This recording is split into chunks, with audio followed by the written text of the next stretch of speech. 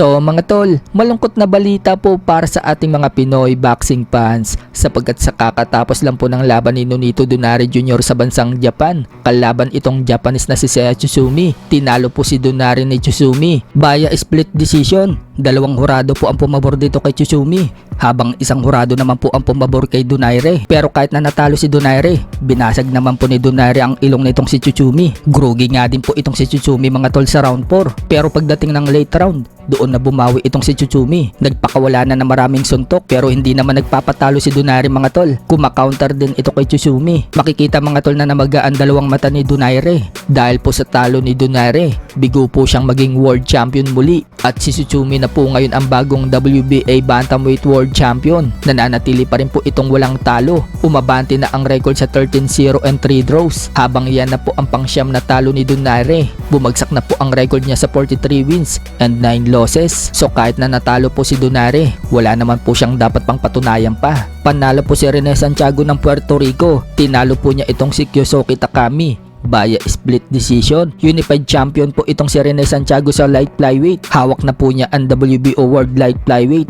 at WBA World Light Flyweight. Dahil po sa panalo niya, umabante na po ang record niya sa 15 wins and 4 losses. Habang nakatikim po ng kauna-unahan talo itong Hapon na si Kyosuke Takami, bumagsak na ang record niya sa 10 wins and 1 loss. Habang nadepensahan naman ng Mexican Anthony Olascuaga ang kanyang WBO Flyweight World title sa Hapon na si Taku Kuwahara, matapos po nitong talunin via technical knockout sa round 4. Dahil sa panalo ni Olascuaga, umabante na po ang record niya sa 11 wins and 1 loss. Habang bumagsak naman po ang record ng Hapon sa 14 wins and 3 losses. Dahil tapos na po ang laban ni Nonito Donaire Jr., tutungo naman po tayo sa laban ni former 3 Division World Champion General Casimero at Kenneth Luber sa bansang Japan sa December 27. Haharapin po ni Casimero itong si Tom Misikushi ng Japan, habang haharapin naman po ni Kenneth Luber itong si Ayate Saliki ng China. Puspusan na nga po ang pag-iinsayo ng dalawa nating pambato. Si Luber malapit na mapalaban sa World Championship, kaya napaka-importante po ng laban na yan para sa kanya. Habang si Casimero, kailangan din niyang manalo para makabalik